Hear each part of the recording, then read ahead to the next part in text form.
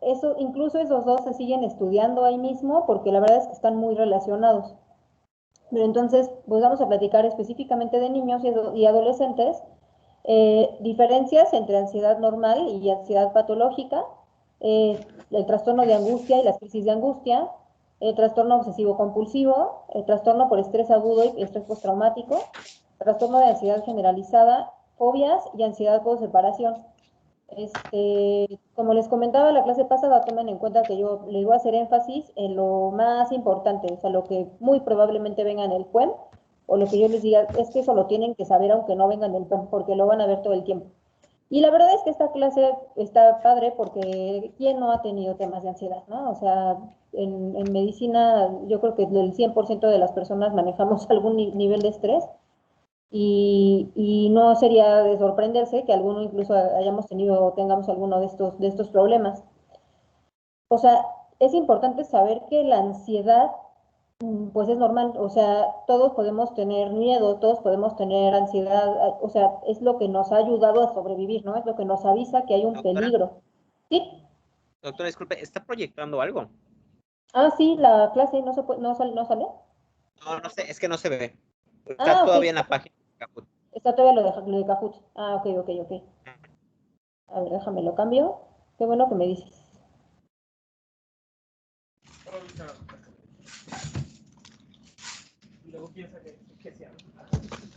¿Quién te dijo?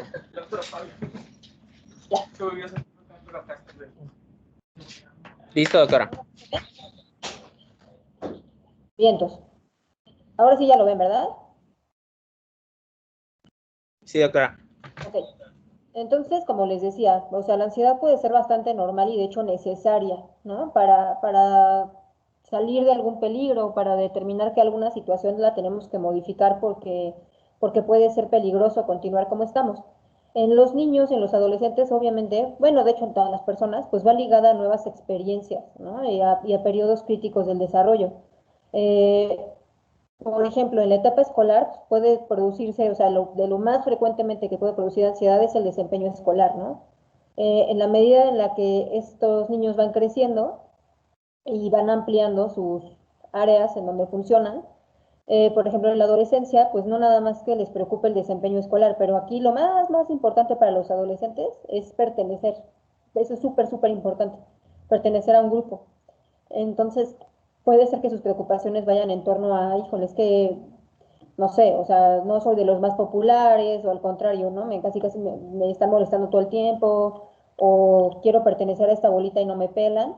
Y también aquí empiezan a haber preocupaciones relacionadas con la autoimagen. La ansiedad normal, pues la progresión es hacia la mejoría. Aquí sería muy similar a que, por ejemplo, cuando hay una situación, un cambio importante, no sé, acabo de terminar mi especialidad y voy a empezar la subespecialidad, es normal, es completamente normal que haya ansiedad. O sea, que unos días me sienta nervioso, que unos días como que, ay, a ver qué va a pasar. Es normal, eso nosotros le diríamos es un proceso adaptativo.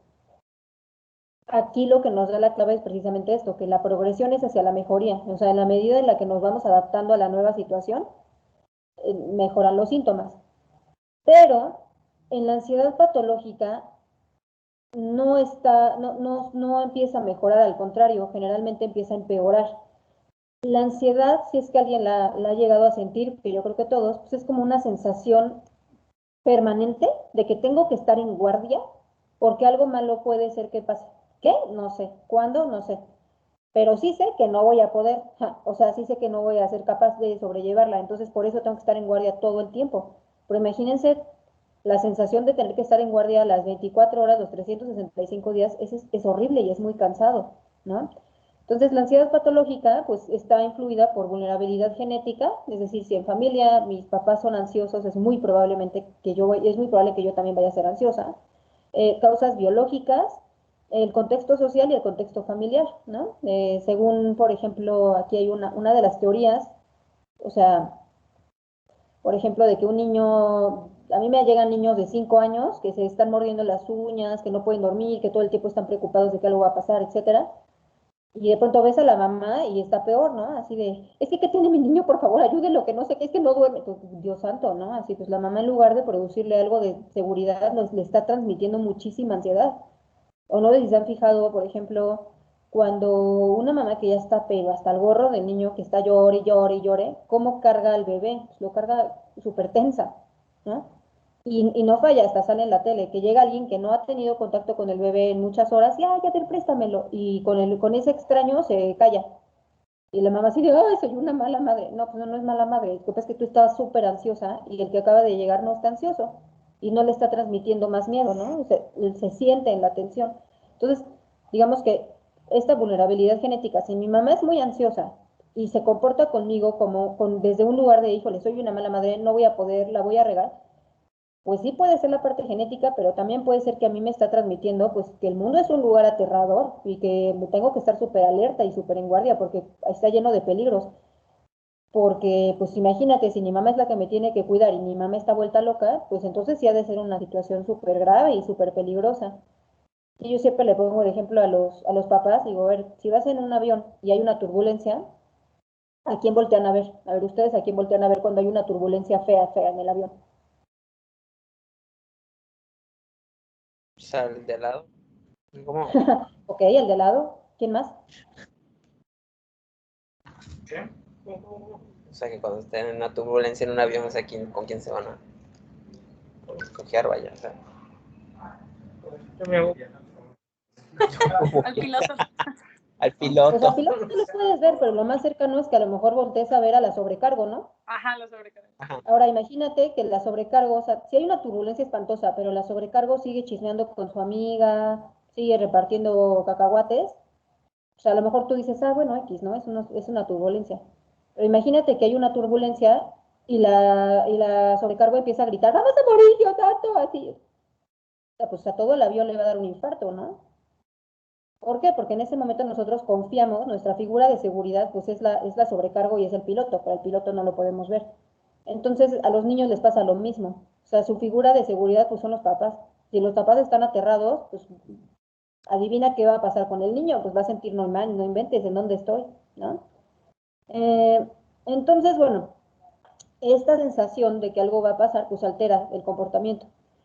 Es importante, estos síntomas, estos trastornos, ¿se pueden presentar en niños? Sí, claro que sí, se pueden presentar hasta en bebés.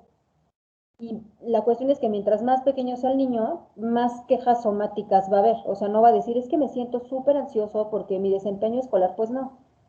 Pero más bien va a quejarse de dolor de pancita, pueden tener dolor de cabeza, vómitos, etcétera.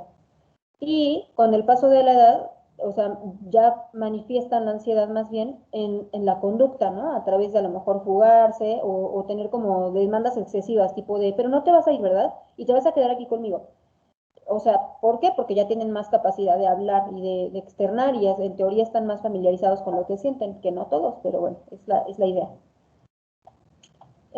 Los trastornos de ansiedad, como generalidades, se encuentran, pues de hecho, son de los más frecuentes, de hecho se considera la fobia como el trastorno psiquiátrico más frecuente de todos, pero no es por el que más se solicita consulta, o sea, porque pues fobia como que todo el mundo tiene, ahorita platicaremos de eso. Y bueno, tienen mucho que ver biológicamente, neurológicamente, con la depresión. Son las mismas vías, ¿no? La vía de la serotonina, de la noradrenalina, del cortisol. Y pueden ser la antesala. Igual, eso es una cosa que sí suelo explicar, ¿no? Así, si usted tuviera que estar en guardia las 24 horas del día, los 365 días del año, pues va a llegar un momento que va a tirar la toalla, que va a decir, ¿sabes qué? A la goma, ya no puedo con esto. Y al cerebro le pasa lo mismo y a veces cuando hay estados de estrés sostenido, estrés crónico, pueden derivar en una depresión, ¿no? Y bueno, de las situaciones que más frecuentemente producen ansiedad o pueden precipitarla en los niños, bueno, obviamente estar enfermos o que venga una cirugía. Ahorita platicamos de eso, ¿no? Que haya fallecimientos en la familia o personas cercanas, que haya problemas en la escuela, o sea, es decir, que haya acoso, que es un niño que no se está relacionando bien o que le está yendo mal de calificaciones, problemas intrafamiliares, preocupación o situaciones de peligro imaginario, como de, no, es que tal que llueve y entonces se inunda todo y tal, y accidentes. Aquí yo les diría, pues bueno, si ustedes como pediatras, pues no espero que vayan a ver el 100% del tiempo niños con trastornos de ansiedad, pero sí tienen que tomarlo en cuenta, o sea, que un niño simplemente por estar hospitalizado, que no sepa qué va a pasar, que le dicen, chin, ya te íbamos a dar de alta, pero no te vamos a dar de alta, pues muy probablemente es un niño que esté súper ansioso, o sea, que esté muy, muy, muy ansioso. Y lo pueden manifestar como, no necesariamente como ansiedad, sino incluso como irritabilidad o como estar retadores. O sea, traten siempre de tomar en cuenta esa parte, que pues a los niños puede ser muy atemorizante estar en un lugar nuevo y sin sus papás durante tanto tiempo. Y la otra, pues es, ahí sí, ahora sí que es la teoría de Gina Chapa, que algún día haré un libro, pero yo sí he visto que existe una relación que en la medida en que los niños son más listos, también son más ansiosos desde chiquitos. Y tiene sentido, o sea, porque o sea, si un niño es muy despierto, como le dicen por ahí, ¿no? O sea, como es como es que está a las vivas, que está al pendiente, pues es más fácil que se percate de cosas y que seguramente las va a malinterpretar porque no tienen el contexto completo. Pero si un niño anda todavía medio en la baba, pues ni cuenta se va a dar de lo que está pasando en su entorno y entonces no va a ser ansioso. Entonces esa es la contraparte, ¿no? O sea, eso de tener hijos inteligentes, la verdad es que es una bendición y una maldición según como lo quieran ver. Y también, pues, tomar en cuenta, y ahí sí es como que tips para los papás, que si dices, híjole, su hijo es inteligente, aparte tiene buen oído, aguas, ¿no? Porque no falla es que mamá, me compras un chocolate en el súper, ¿no? Y la mamá se le hace fácil decirle, no, porque no tenemos dinero. Pues, ustedes y yo entendemos perfecto, ¿no? Que es más, a lo mejor a la mamá no se le da la gana comprarlo.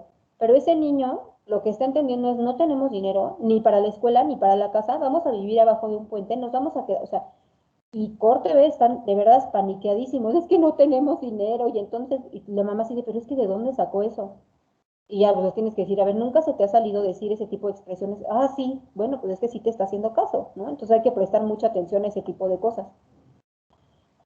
Ahora, hablando específicamente, vamos a irnos uno por uno por los temas, los trastornos que están englobados dentro de los trastornos de ansiedad, y bueno, está el trastorno de angustia y las crisis de angustia.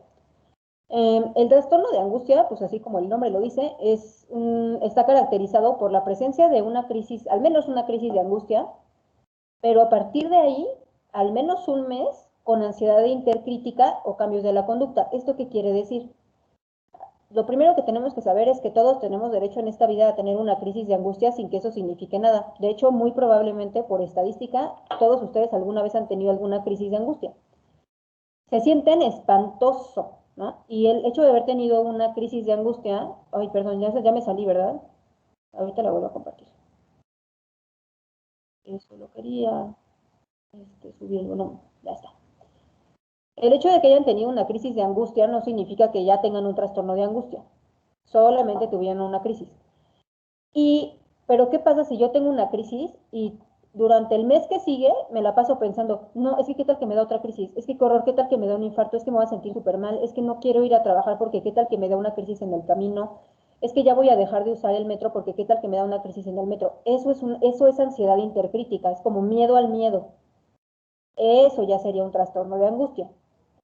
Ahora, ¿qué es una crisis de angustia? Pues bueno, son episodios tienen que venir de la nada, o sea, como sin haber sido precipitados por algo. Inician de forma muy brusca y son recurrentes, es decir, o sea, si tienes una crisis de angustia puede ser que ya no tengas, pero la tendencia es a que sí vuelvas a tener. Alcanza su máximo en unos minutos, o sea, si alguien aquí ha tenido una crisis de pánico, sabe que se sienten eternas. O sea, a mí me han dicho, no, yo he tenido una crisis de angustia que me duró 3 días y no puede ser posible eso, ¿no? Pero sí se sienten muy, muy feo. Pero en realidad, digamos que el pico se alcanza en unos 10 o 20 minutos y después se quitan solas. Y cuando terminas, pues acabas cansado, ¿no?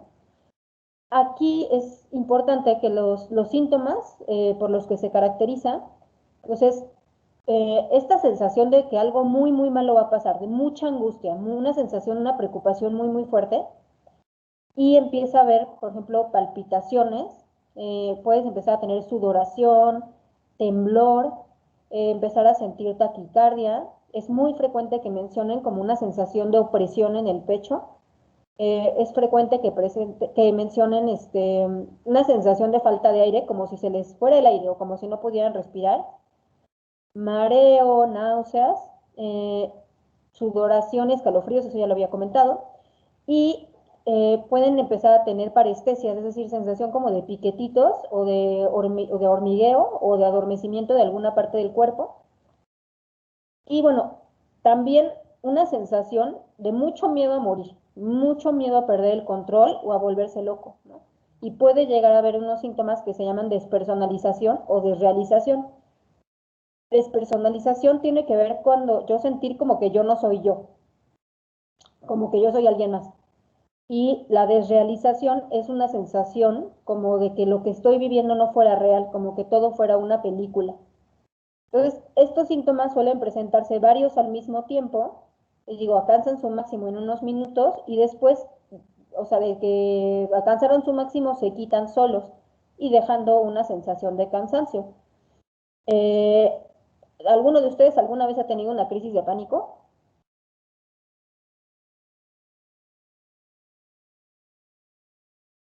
¿No? ¿Nadie?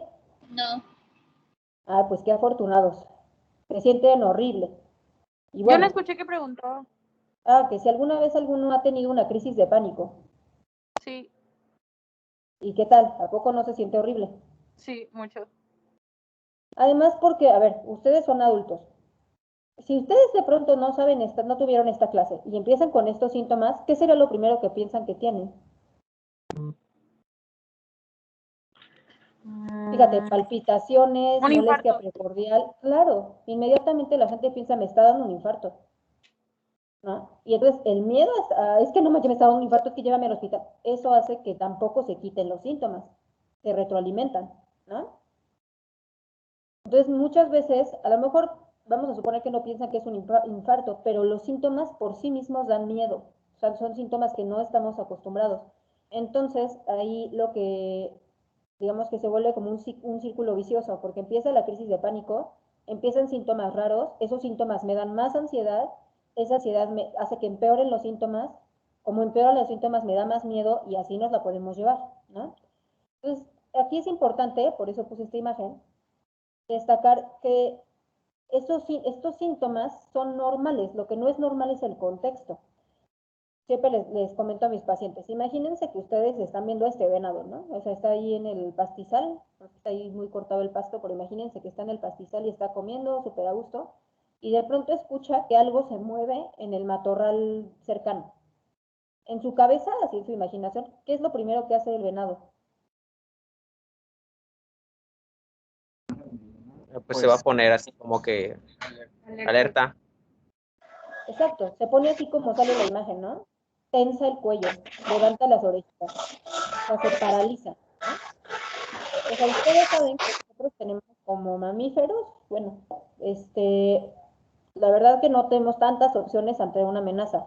Tenemos la respuesta de pelearnos, tenemos la respuesta de huir o tenemos la respuesta de paralizarnos. Y este venado, o sea, el cuerpo de este venado necesita prepararse para lo que sigue. O sea, en la cabeza de ese venado seguramente cuando se movió el matorral dijo, ya me va a comer algo, ya va a salir ahí un puma o a ver qué me sale, ¿no? Entonces, ¿qué necesitaría su cuerpo, este cuerpo de este venadito, para salir corriendo? ¿En dónde necesita la sangre? O sea, En las piernas.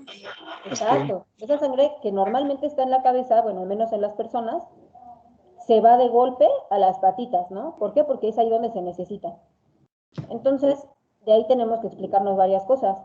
Si yo necesito que la sangre cambie de lugar rapidísimo, ¿qué tiene que hacer mi corazón? Bombear más. pues, Exacto. Tiene que bombear más rápido, con más fuerza. Entonces ahí ya tenemos explicada la taquicardia y las palpitaciones. Esa sangre que tiene que llegar a las patitas, pues tiene que ir oxigenada, ¿no? Entonces, ¿qué otro síntoma hay? Respira más rápido. Exacto, ¿no? Una sensación de falta de aire. Pues no, no es falta de aire, lo que pasa es que hay taquipnea. Ahora, ¿qué pasa cuando yo tengo la pierna cruzada y la descruzo y toda la sangre se me va de golpe al pie, que estaba como que torcido? sería parestesia. Exacto, hay parestesias, hay sensación de piquetito, o si alguien de plano sí se durmió muy chueco, pues igual al día siguiente ni siente la pierna, o la siente dormida, rara, ¿no? Entonces eso también ya nos explica las parestesias. Ahora, ¿qué pasa? Insisto, si de golpe la sangre que estaba en la cabeza, hay una redistribución, pues me mareo, ¿no? Me mareo, me dan náuseas y además algo bien, bien padre. No puedo pensar en forma clara. ¿Por qué? Porque en ese momento mi cuerpo necesita correr, no necesita pensar. Entonces, adiós corteza prefrontal, nos vemos. Y entonces dejamos de pensar con racionalidad, empezamos a pensar pura tontería. Así de, no, es que seguro sí iba a ser una cosa horrible y tal, ¿no? Y eso, si lo ven, son síntomas normales, está bien, qué bueno que pasen. Sí hay una amenaza, pero ¿qué pasa si de pronto sale del matorral un conejito? Bueno, pues entonces el venado, pues lo primero que hace pues, es que empieza a respirar de forma más normal. A través de la respiración, es como si mandara una señal al resto del cuerpo para decirle ya, no hay ningún peligro, todo puede regresar a la normalidad. Y entonces ya progresivamente el corazón deja de latir tan rápido, la sangre se regresa donde tiene que ir y todo regresa a la normalidad. Ahora, en este ejemplo en concreto de nuestro venado, pues a lo mejor había un posible peligro, ¿no? Entonces es muy probable que la atención de ese venado más se haya concentrado en escuchar, a ver qué demonios era ese ruido, ¿no? Igual, si yo llego a mi casa y veo un ratero que se está llevando mi tele, pues mi atención a lo mejor va a ser como de, ¿por qué está un ratero aquí? ¿Por qué está llevando mi tele? ¿A dónde me hago? ¿Qué hacemos? Pero ¿qué pasa si esos síntomas te dan de golpe y no hay una razón, no hay ningún motivo? Pues tu atención se va a volcar a los síntomas.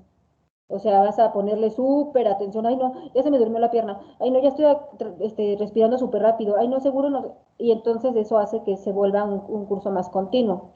Hasta aquí todo clarísimo. Sí, acá. ¿Ok? Entonces, eso fue una crisis de pánico, ¿no? En el trastorno de pánico, trastorno de angustia, el problema es que se presenta la crisis, se quita la crisis y el resto del tiempo, al menos durante un mes, me la paso pensando, a ver a qué hora me da la crisis, es que yo no quiero salir porque qué tal que me da una crisis y me siento pésimo, qué tal que me desmayo, qué tal que me da un infarto. Y ya empieza a haber una disfunción en la conducta normal, ya empieza a cambiar mis hábitos y mis costumbres, ¿no? Eso ya es un trastorno de angustia. Entonces, una sola crisis no es suficiente para hacer el diagnóstico de todo el trastorno, ¿no? Es súper importante, las crisis son autolimitadas, o sea, si yo no le hago nada, de todas formas se va a quitar. Son muy desagradables, pero son inocuas, no va a pasar nada, no me va a dar un infarto, no voy a convulsionar, no va a pasar absolutamente nada. Pero siempre se debe descartar primero una causa no psiquiátrica, porque a ver, las personas que tienen una crisis de pánico no inmediatamente dicen, oh, seguro tengo una crisis de pánico, claro que no, van a urgencias. Y ahí generalmente nadie piensa en una crisis de pánico, o al contrario, todo el mundo piensa, ay, ni tiene nada, seguro tiene una crisis de pánico. Pero entonces tenemos que descartar primero una causa no psiquiátrica. ¿Qué causas pueden ocasionar crisis de pánico? Puede ser hipertiroidismo. Las crisis hipoglucémicas se sienten súper parecidos, son casi idénticas. Las crisis asmáticas por sí mismas pueden producir crisis de pánico o se pueden parecer mucho. Cuadros de pericarditis aguda, cuadros de tromboembolia pulmonar y infarto. O sea, tenemos que descartar todo eso, ¿no? Si les llega, pues no inmediatamente pensar, ay, seguro es una crisis de pánico, ¿no? Pues cuando menos pues ya se ganó su electro, ¿no? Y checar cómo está de la glucosa. Es muy frecuente que se complique con agorafobia. La agorafobia, si ustedes lo buscan en el diccionario, va a decir miedo a espacios abiertos, pero no. En términos de psiquiatría, la agorafobia es miedo a estar en una situación en donde yo no pueda escapar fácilmente o no me puedan ayudar fácilmente. Puede ser espacios abiertos, espacios cerrados, puede ser lugares sin puertas, sin ventanas, lo que sea. Es frecuente que también se presenten o se compliquen con trastornos por uso de sustancias, por ejemplo, con alcohol es lo más frecuente, y que a la larga pueden asociarse a la depresión. Ahora, ¿qué hago en agudo? Ya me llegó el niño, ya le descarté todo y trae una crisis de angustia.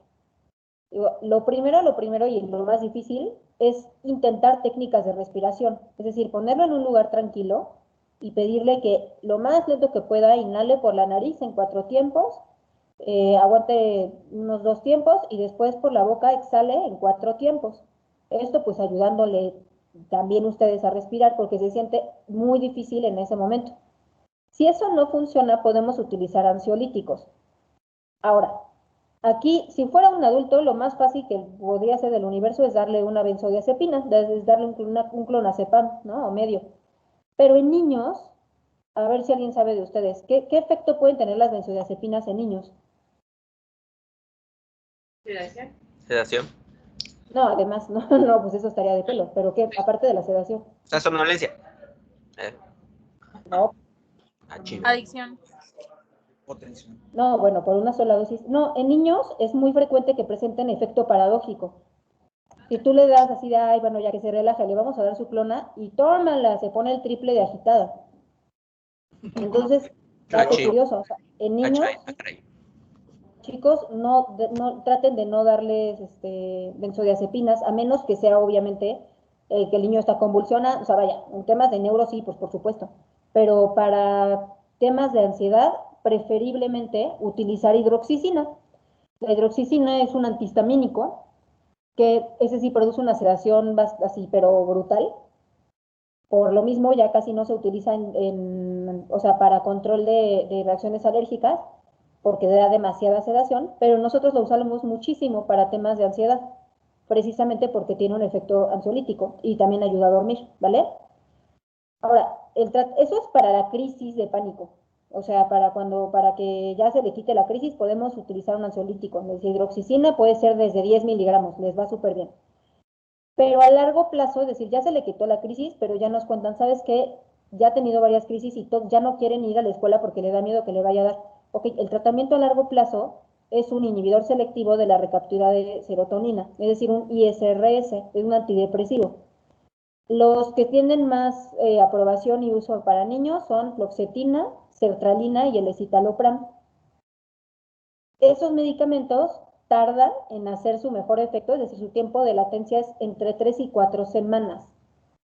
Número 1. Número 2, ¿qué dosis le doy? Aquí no se calcula por peso, se empieza con una tableta, ¿no? En adultos y en niños es igual, pero puede llegar a tener algunos efectos secundarios. ¿Alguien sabe cuáles son los efectos secundarios más frecuentes de este tipo de antidepresivos?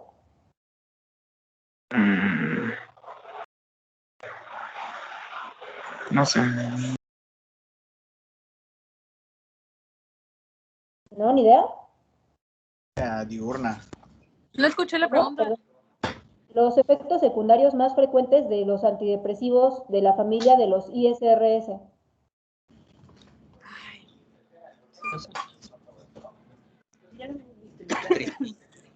Bueno, miren, puede dar dolor de cabeza, pueden dar dolor de estómago, incluso, por ejemplo, diarrea, puede dar sueño, puede dar incremento de la irritabilidad. Esos síntomas no se presentan en todas las personas y si es que se presentan, solamente duran más o menos una semana. Pero es importante sí decírselos a los papás para que no se vayan a asustar.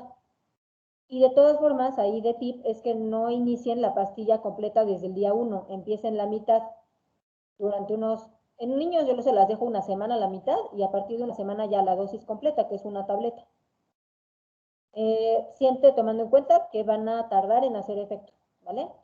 Y, o sea, la mejor combinación, el mejor tratamiento es el medicamento en combinación con psicoterapia, en este caso terapia cognitivo-conductual, al menos 6 meses. Ahora, lo que pasa es que ya le inicié el medicamento, tuvo cita en un mes y me dijo que ya se siente muchísimo mejor, ya no ha tenido crisis de pánico. ¿Qué hago? Según el algoritmo que vimos la clase pasada.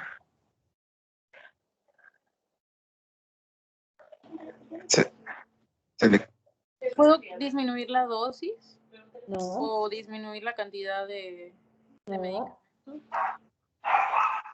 Continuar la dosis durante... Sí, mantengo el medicamento exactamente a la misma dosis con la que se consiguió la mejoría y lo dejo así entre 6 y 8 meses. Nada de que es que ya se sintió bien, entonces se lo quité. Pésimo, va a tener una recaída, ¿no? Y si en algún momento yo intento quitárselo, pues la idea sería que ya tenga algo de psicoterapia para que tenga más recursos y si se vuelve a sentir mal en otro momento, no necesariamente se vaya al extremo de una crisis de pánico, sino que ya tenga otros recursos. ¿Sí me explico? Sí, doctora. ¿Hasta aquí clarísimo? ¿Que le da sueño? Pues pásensela para la noche. Que lo despierta, pues se lo pasan para la mañana.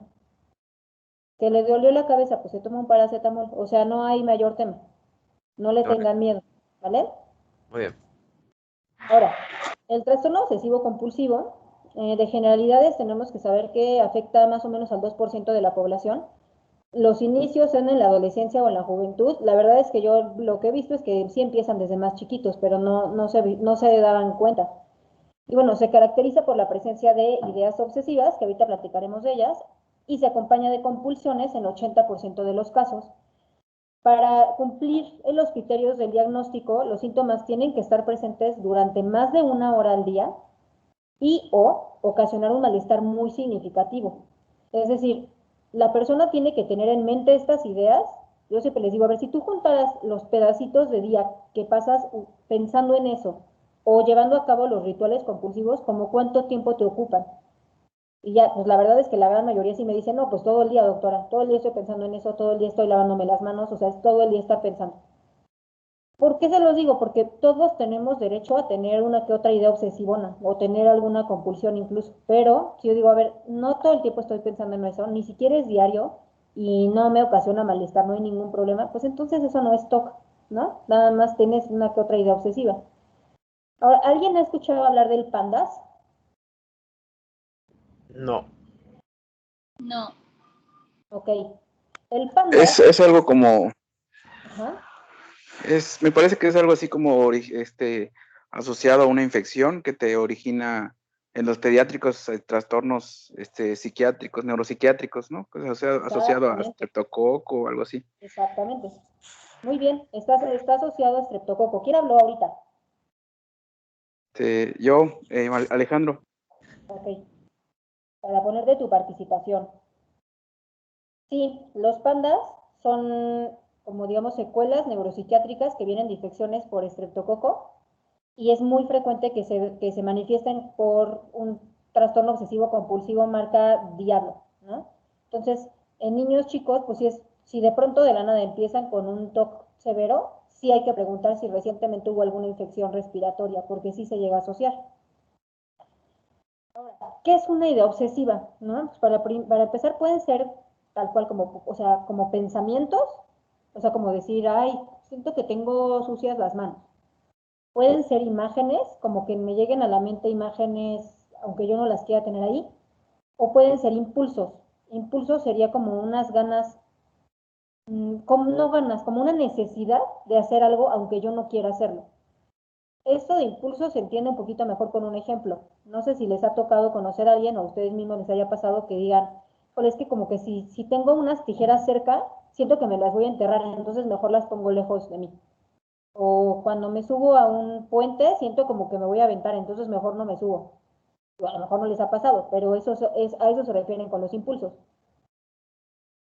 Tienen la característica de que son repetitivos, como música, como cuando te pega una canción, son intrusivos, es decir, tú no estás así pensando en otra cosa y de pronto, o sea, más bien, tú no estás llamándolos con la mente, sino que llegan de la nada. Son ansiogénicos, o sea, producen mucha ansiedad y son egodistónicos. ¿Eso qué quiere decir? Que en la mayoría de los casos, los mismos pacientes saben que son absurdos o que son irracionales.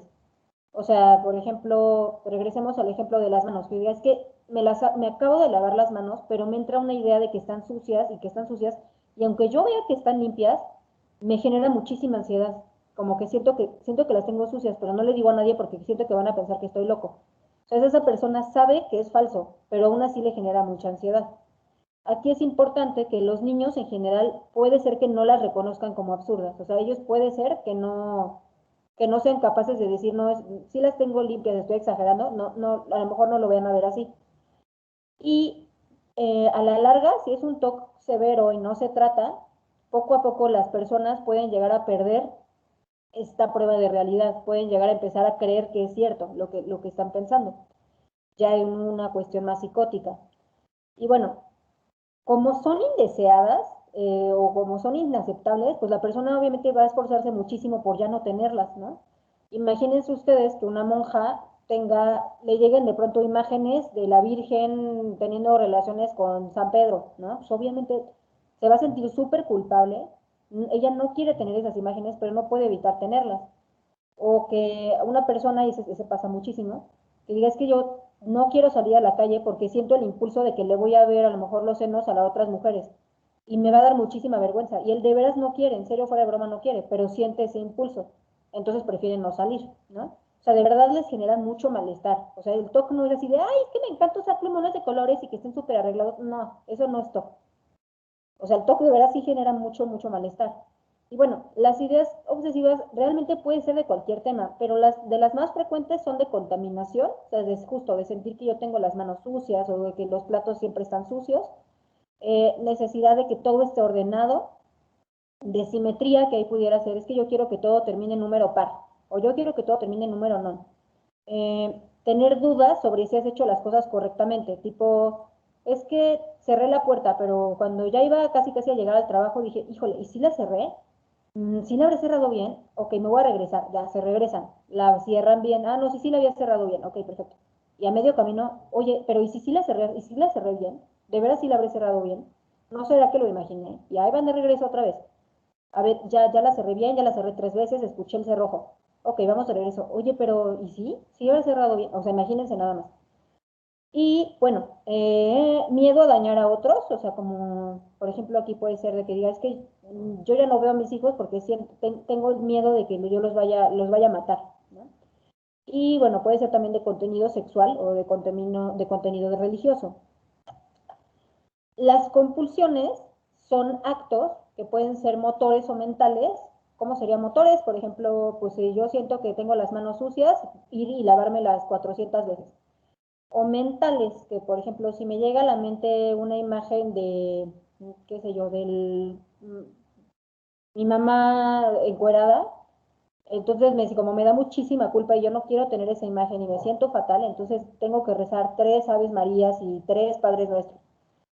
Bueno, estos actos son voluntarios, o sea, el paciente los hace a propósito y siente necesidad de realizarlos como para compensar o como para defenderse de la idea obsesiva.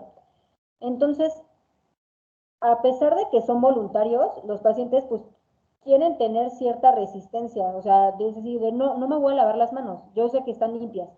Y se intentan resistir un poco, pero ese resistirse es como cuando tienes un mosco y tú sabes que no te lo debes de picar, pero sientes mucha necesidad de picártelo, digo, de rascártelo, perdón, y al final te lo rascas y te sientes fatal, digo, bien en un inicio porque se siente rico que ya liberaste esa presión, pero te sientes mal porque te va a quedar una marca, ¿no? Entonces, en las compulsiones pasa algo muy similar. Es como de no me quiero lavar las manos, no me las voy a lavar, pero cuando van y se las lavan es como, oh, ya qué rico, pero luego dicen, se sienten fatal porque no dije que no me las iba a lavar. Y bueno, las compulsiones tienden a ser ritualizadas, es decir, y bueno, y estereotipadas, que casi siempre son exactamente los mismos pasos, ¿no? Y bueno, en casos avanzados, ya la persona no se resiste y entonces toda la vida se vuelve completamente ritualizada, ¿no? Y se hace muy, muy lenta porque entonces así de, es que antes de salir de mi casa tengo que prender y apagar las luces 10 veces y me tengo que bañar 3 veces y tengo que hacer, pues entonces, obviamente, ¿a qué hora sales de tu casa, no? Y en esos momentos, bueno, también se puede perder el insight, que era un poquito lo que les platicaba antes, cuando ya dejas de reconocer que es absurdo, cuando ya empiezas a creerte que real sí lo tienes que hacer. Y bueno, este es un trastorno que sí es con mucha tendencia a la cronicidad y a la recurrencia, ¿no? O sea, ese si no lo tratas no se va a quitar.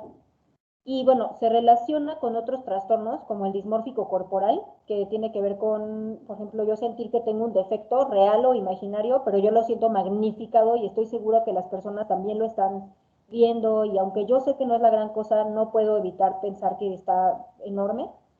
El trastorno por acumulación, la tricotilomanía, que es estarse arrancando el cabello, la dermatilomanía, que es las personas, por ejemplo, que están continuamente rascando las costras, arrancándoselas, los barritos, y bueno, otros trastornos del control de los impulsos. Este es uno de los que les decía que para el DSM-5, de hecho, ya no está contemplado dentro de los trastornos de ansiedad, ya tiene su propia categoría, pero definitivamente sabemos que está relacionado con la ansiedad porque empeora con la ansiedad, ¿no?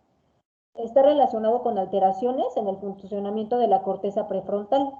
Para psiquiatría tenemos que entender la corteza prefrontal como un freno de mano. es que tengo muchas ganas de rascarme el mosco, y la corteza te dice no, porque te vas a dejar una marca. Entonces es como un freno que te impide llevar a cabo algunos impulsos que tienes, pero en las personas con TOC hay un fallo en el funcionamiento de esta corteza.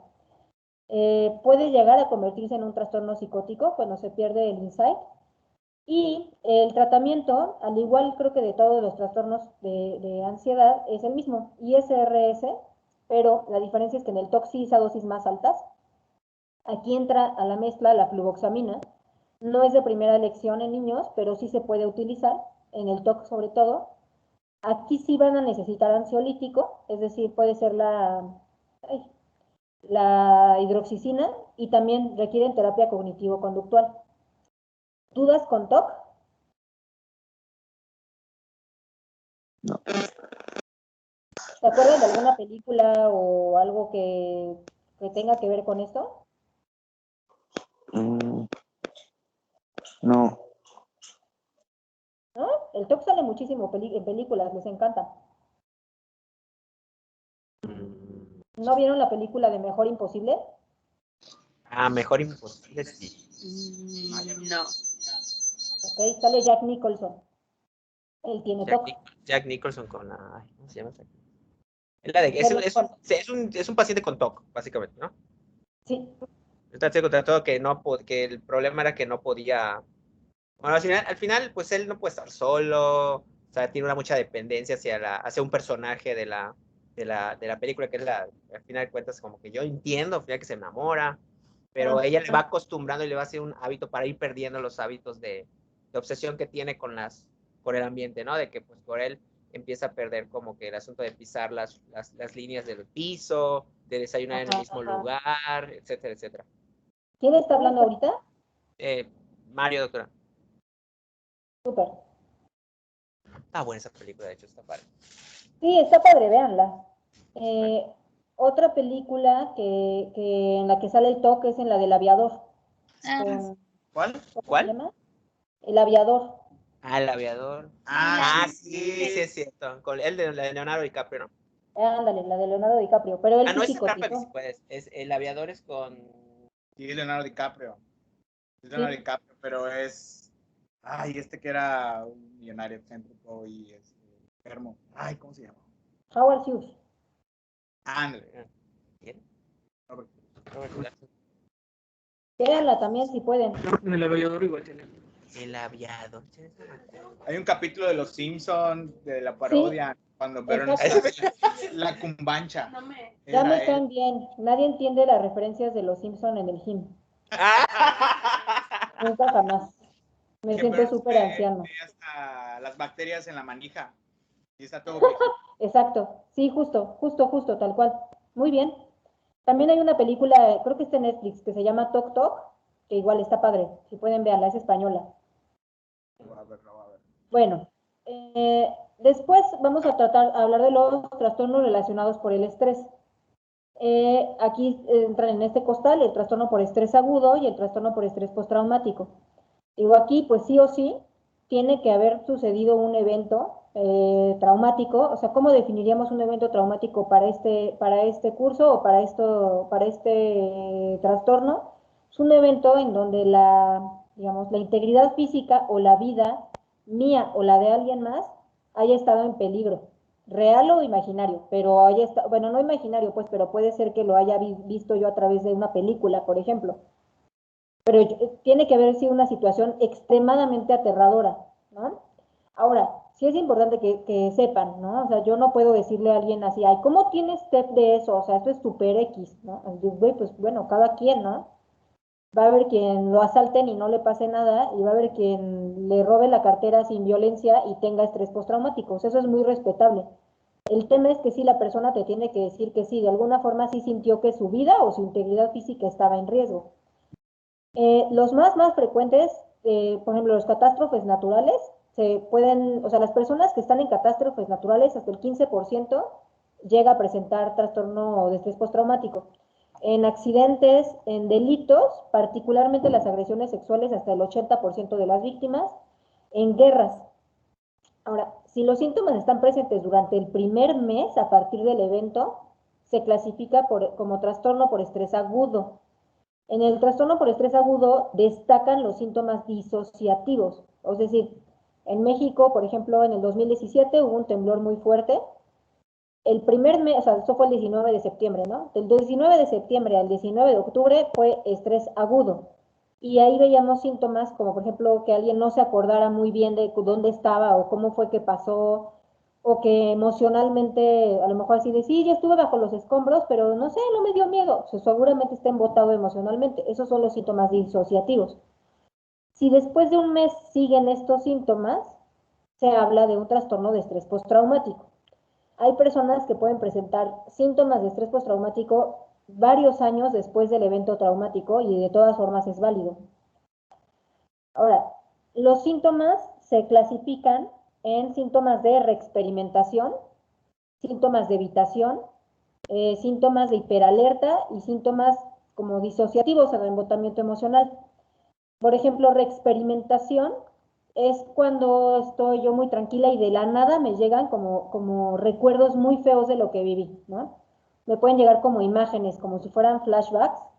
Puede haber pesadillas al respecto del acontecimiento y en casos graves puedo yo sentir como que lo estoy volviendo a vivir. Las conductas de evitación sería, por ejemplo, yo evito hablar de ese tema, evito, cuando está hablando de ese tema en clase, mejor yo me voy, me pido permiso para ir al baño porque no quiero escucharlo.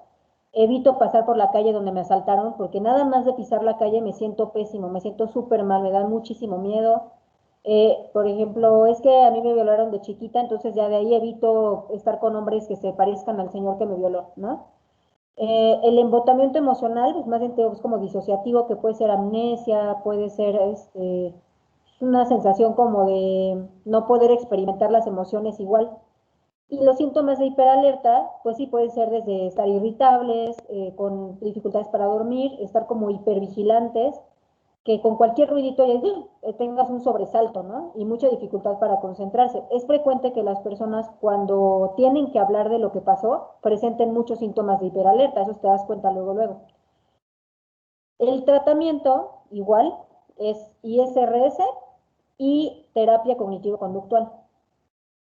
Ahora, pues sí, volvemos al mismo, no todas las personas que viven un evento traumático van a tener estrés agudo ni van a tener estrés postraumático, ¿no? Pero un porcentaje sí van a tener, entonces tenemos que estar al pendiente. ¿Dudas con trastornos relacionados con el estrés? Está fácil. Ahora, el trastorno de ansiedad generalizada, pues ese es el que según yo todo el mundo tenemos, que es como todo el tiempo tener estar en un estado de mucha ansiedad y preocupación, que está acompañado de otros síntomas cognitivos y somáticos, que obviamente generan malestar y disfunción, ¿no?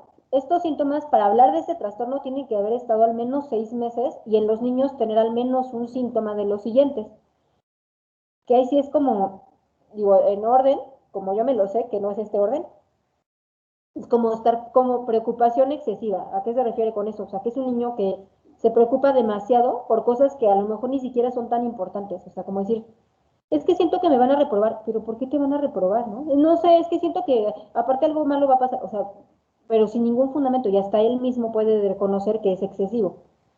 La parte de anticipación catastrófica, que tiene que ver que esta superabilidad, ¿no? Que de cualquier cosita pueda saltar al peor escenario posible. Que si te llaman de un número desconocido, ay no, seguramente es una estafa o seguramente me van a hablar para darme una mala noticia. Te manda a llamar tu jefe, no, seguro me van a correr, seguro me van a regañar. Tu novio no te contesta el teléfono, no, seguro ya me está poniendo el cuerno o ya me odia o ya me va a cortar, ¿no? O sea, siempre irte al peor escenario posible, ¿no? En cuestión de segundos y andar como muy inquieto, ¿no? Aquí vemos esta parte de morderse las uñas, estarse jalando el cabello. Los niños son muy dados a chuparse la ropa, así la tirita de la sudadera, ¿no? O la manga de la chamarra. De estar inquietos de que todo el tiempo se están moviendo la piernita, etcétera. La parte de estar muy, muy tensos, o sea, de esas veces que dicen, es que lo toco de la espalda y se siente, bueno, durísimo, ¿no? La contractura, ¿no? Tenso del cuello, de los hombros. Frecuentemente se pueden quejar de dolor de cabeza, de dolor de pancita, colon irritable, gastritis. Eh, Pueden estar irritables, que fácilmente los hagan enojar. Y bueno, generalmente, pues obviamente si alguien está súper preocupado y todo el tiempo está pensando que algo malo va a pasar, pues no se va a poder concentrar muy bien, que digamos, ¿no? Entonces, digamos que la atención se vuelca para las preocupaciones de adentro y dejamos de poner atención a las preocupaciones de afuera. Y sobre todo, pues mucha dificultad para relajarse. O sea, una vez que cambian de ambiente, una vez que, bueno, ya se terminó esto, les cuesta mucho trabajo regresar a un estado basal. Entonces, como ves, yo creo que muchos de nosotros hemos tenido esto. El tema es que nos acostumbramos, como que lo toleramos bastante bien. Y bueno, el tratamiento igual es ISRS más terapia cognitivo-conductual. Aquí la evolución es tendiente a la cronicidad. Mejoran los síntomas. Con la terapia yo puedo reconocer más fácilmente cuando ya se me fue el avión y ya estoy súper catastrófico, pero lo cierto es que es de los trastornos más difíciles de quitar de raíz. O sea, la verdad es que lo normal es que crea uno que otro síntoma, ¿no? O sea, que uno acabe siendo preocupón, digamos lo normal. Pero ya lo que no es vida es estar todo el tiempo mal, todo el tiempo estar pensando que algo malo va a pasar, todo el tiempo sentir en la panza el nudo, pues eso no está bien ni es normal.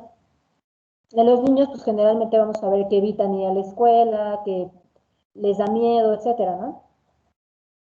Ahora, respecto a las fobias, como les decía, son los trastornos psiquiátricos más frecuentes de todos, ¿no? Pero ellos casi nadie va a consulta por eso, a menos que sí genere mucho problema. Las fobias se definen como pues miedo muy acusado y muy persistente que el mismo paciente reconoce como excesivo o como irracional a ciertos objetos o situaciones concretas. O sea, puede ser miedo a las arañas, puede ser miedo a la lluvia, puede ser miedo a volar, puede ser miedo a estar en un elevador. Y cuando hay la exposición a ese estímulo fóbico, hay una respuesta de ansiedad. O sea, las personas pueden incluso llegar a tener crisis de pánico por exponerse a lo que le tienen fobia, ¿no? ¿Alguien de ustedes ubica que tenga una fobia? Eh, no. Ay, Hasta o no ahorita no. quieren decir. O sea, fobia de todas las habidas y por haber, O sea, ¿no? fobia tipo algo que tú digas, si veo esto, neta, siento que o sea, me siento súper mal, no lo quiero ver, lo evito, me cambio de banqueta. Yo tengo fobia A las cucarachas hay acá. Tengo fobia a las arañas. cuando la piel tiene un huequito. Ah, sí, igual a mí me pasa. Lo Ok, de los, eso sí es casi como, que... no sé cómo es lo de los huequitos o las, o cuando hay muchas formas simétricas juntas. Ay, no, doctora, qué miedo. Esto, ya llévese. Es como en la piel, como cuando hay muchos granitos, muchos huequitos juntos. O sea, no es tanto fobia, es como que me genera. Yo no lo diría. No sé cómo decirlo. Sí, claro. O sea, mira, por ejemplo, a mí, digo, les va a dar risa, pero, o sea, por eso no busqué atención nunca, porque ni al caso, ¿no? Pero a mí, por ejemplo, si yo veo a alguien en zancos, olvídalo, me cambio de banqueta, yo no puedo, me causan muchísimo miedo. Suena muy tonto, ¿no? O sea, pero de verdad, si me dicen así como, ay, vamos, que un tiempo aquí en la Ciudad de México, no sé allá, pero se puso de moda que en las graduaciones había gente en zancos, ¡uta! ¿No? Así, si era de, no, mejor no voy a la graduación, qué horror, si va gente en zancos, olvídalo. Yo sé que es una estupidez, yo sé que no me van a hacer nada, ni siquiera entiendo por qué demonios, ¿no? Pero pues no lo puedo evitar. Y si los veo, me cambio de banqueta, me corro, me escondo. Ahora, no voy al psiquiatra por eso, ¿por qué? Porque pues nunca veo zancos, ¿no? O sea, es rarísimo que vea zancos uno en la vida. Lo puedo evitar bien. Pero ¿qué pasaría si yo le tengo fobia a los elevadores? Son bien frecuentes, al menos aquí en la ciudad, ¿no? O que yo le tengo miedo a la lluvia, pues me la pasaría fatal, ¿no? Entonces, pues ahí sí, no inventes y busca tratamiento, ¿vale? ¿Les quedó claro esa parte? Sí, doctora. Sí, doctora. Ok. Ahora, ajá, o sea, como respuesta a la ansiedad, en los niños generalmente lo que vamos a ver, pues son síntomas somáticos, como que les duele la pancita o les duele la cabeza, llanto o mucha inhibición, mucho retraimiento y pataletas. O sea, se tratan de desligar de esa situación a como de lugar, ¿no? Y bueno, obviamente el estímulo, se trata uno de evitarlo o te resistes mucho eh, de exponerte a eso, o bueno, por ejemplo, lo dices, híjole, bueno, no hay de otra, me tengo que subir al elevador porque son 30 pisos, híjole, lo vives como con una ansiedad espantosa, ¿no? Y bueno, el diagnóstico se hace cuando es un malestar que ya interfiere en la rutina, en las relaciones sociales o en el funcionamiento académico. O sea, como te digo, pues yo a lo mejor no tengo ni siquiera razón de quejarme de la fobia a los zancos porque nunca veo zancos, ¿no? Pero cuando ya esto me interfiriera en mi funcionamiento normal, pues sí, más bien sí buscaría ayuda. Mm, ajá, perdón. Ahora, hay miedos que son normales según las etapas del desarrollo, ¿no? Ay, perdón. Eh, y bueno, puede haber ya fobia cuando el miedo persiste a edades superiores, ¿no? O ya causa un malestar importante. Es el trastorno más frecuente en la niñez, afecta más a las niñas y tiene una prevalencia del 1 al 9%. Cada etapa de la infancia, incluso de la edad escolar, está caracterizada por miedo a algo en particular, que va a tener que ver con el con el neurodesarrollo. O sea, puede ser muy típico el miedo a los extraños, miedo a la oscuridad, miedo a los payasos. Y esos son miedos normales. O sea, ¿cuál es el problema? Pues cuando ya toda la vida le tienes miedo a los payasos, pues eso ya no es normal, ¿no? Ya llegaste a la vida adulta, pues ya era como para que lo hubiera superado. Pero en los niños algunos miedos pueden ser normales. Existe la fobia escolar, por ejemplo, de son los niños que de plano parece que no tienen ningún motivo y se niegan a ir a la escuela. Y de verdad que me ha tocado unos que en serio que de veras tienen que ir casi la patrulla, sacarlos del coche para que vayan a la escuela. Y bueno, sí hay que saber que un niño que no quiere ir a la escuela, que se resiste cañón para entrar a la escuela, puede ser muchos motivos. Uno sí puede ser la fobia específica, otro puede ser pues, un trastorno de ansiedad generalizada o puede ser una depresión, pero siempre tenemos que descartar que hay un tema de acoso. O sea, yo siempre les digo a los papás, pues pregúntale qué le da miedo de la escuela, porque a veces ni siquiera les preguntan, ¿no? Y puede ir desde, es que unas niñas me dijeron que en el baño hay fantasmas, o ay, es que la maestra es súper gritona, o ay, es que siempre me pasan al salón de hasta atrás y me da miedo. O sea, puede ser algo muy X, pero también puede ser que lo estén molestando, entonces hay que descartar que sea un tema por ahí. Y bueno, el tratamiento para las fobias en general es el igual, ISRS, aquí sí un ansiolítico porque puede llegar a ser muy atemorizante al principio, y terapia cognitivo-conductual. La fobia social es un miedo muy intenso y muy persistente a estar en situaciones sociales en donde el niño esté expuesto a personas que a lo mejor no conoce o aunque sí las conozca, pero va a ser evaluado por los demás. Y bueno, puede llegar a ser ese miedo tan fuerte que desde antes ya está muy ansioso porque ya se acerca el momento donde va a tener que exponer o algo así por el estilo y también ya interfiere con el funcionamiento normal. Aquí la fobia social que más conocemos o que más nos suena, pues es el típico de que le da miedo exponer, ¿no? Yo te diría, pues yo no conozco a nadie que diga, ay, a mí me encanta exponer, por favor. La verdad es que no. O sea, todo el mundo que yo conozco, bueno, puede ser que sí haya excepciones.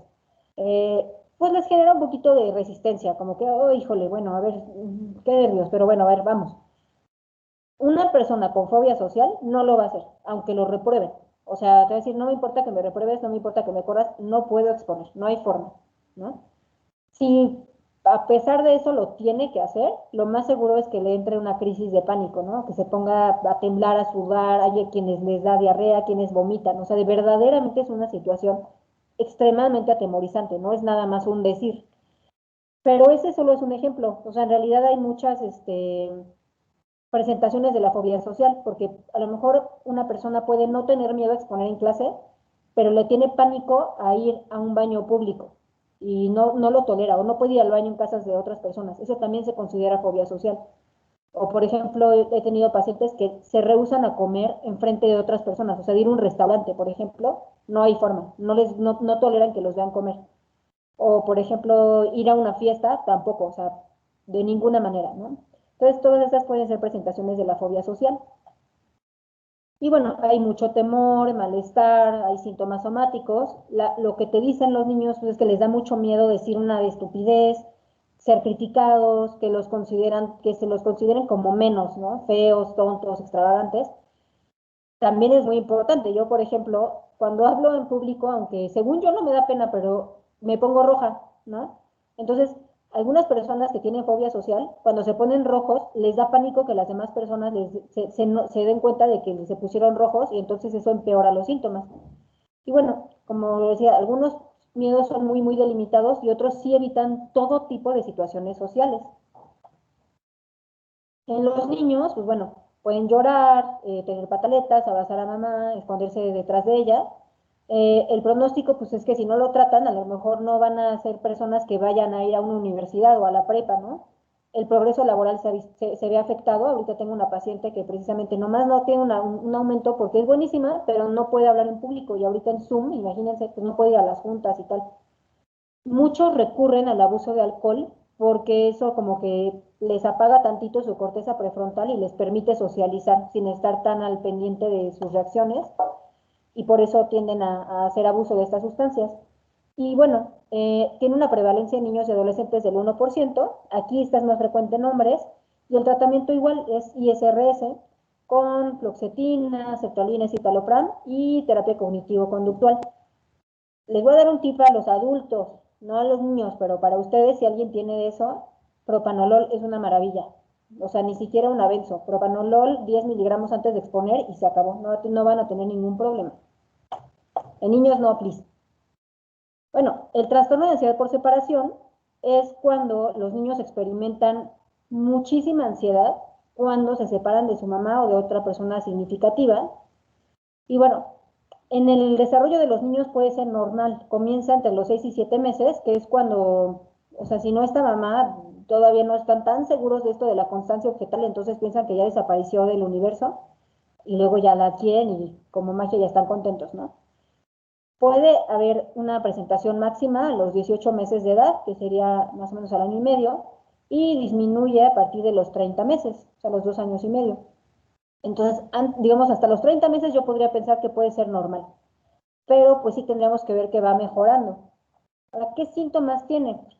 Los niños refieren tener mucho miedo y muchas preocupaciones en torno a perder a uno de sus papás o a ellos perderse, ¿no? Entonces son niños que todo el tiempo están pensando, es que qué tal que a mi mamá le pase un accidente, o qué tal que yo me pierdo, o qué tal que mi papá se muere, o qué tal que nos roban. Entonces les da mucho miedo quedarse solos, pueden llegar a tener muchas pesadillas del contenido, es que yo soñé que mi mamá se moría o soñé que me robaban.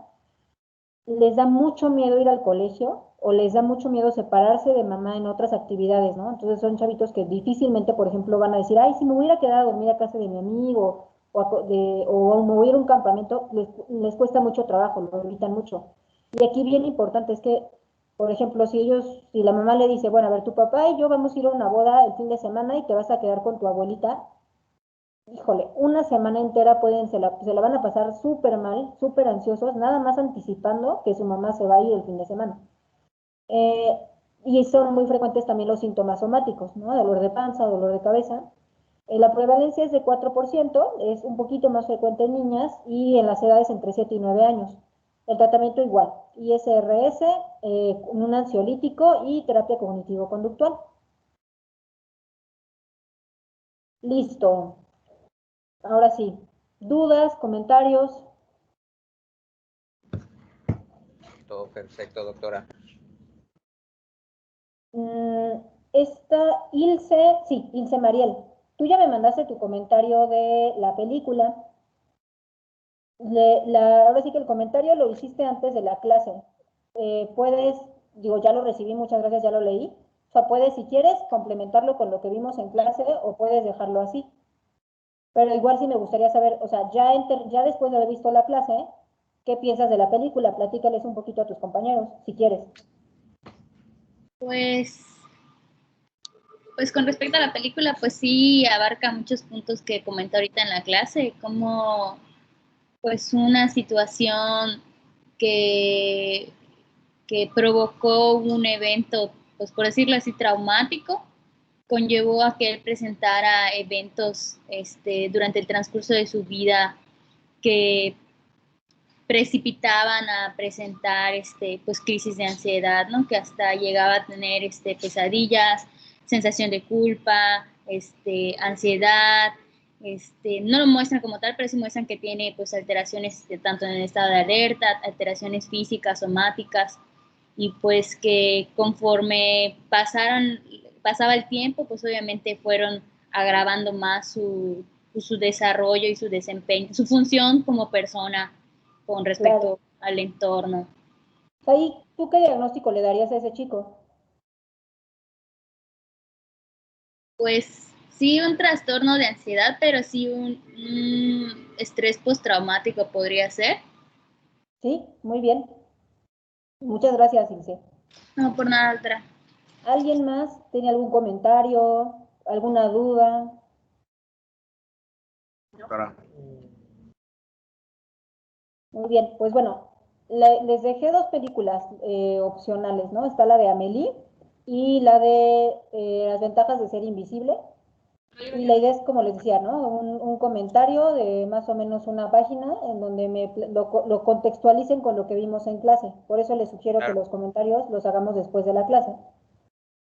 Y bueno, no es obligatorio, nada más es medio punto extra, ¿vale? Sí, doctora. Muy bien. Una cuartilla. Pues a lo largo de la semana subiré la siguiente presentación. Vamos a ver trastornos del estado de ánimo, trastornos afectivos. Y les pongo también ahí las películas, ¿vale? Correcto, doctora. Está bien. Muy bien. ¿Ninguna otra duda, comentario? ¿Todo clarísimo? Nada, doctora. ¿Vieron en qué se equivocaron en el examen? Sí. Sí, doctora. Está divertida esa dinámica, Ok. por cierto. ¿Eh? Hasta ganas de ¿Vale? estudiar. Está entretenida esa dinámica. Ah, bueno, pues para que estudien. Así todo. Órale, pues. No, pues, pero si se fijan que todo lo vimos en la clase. O sea, todo Sí, estaba en la presentación, la neta. No Sí, me vi doctora. manchada. Sí. Ok. De cualquier Me dio forma, les subí el libro este el DSM-5 y un libro de psicofarma por si quieren leer más acerca de los temas o acerca del uso de los medicamentos. ¿Vale?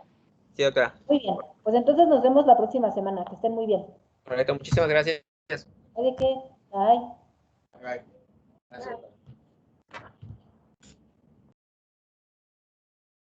Vamos al café Shiro.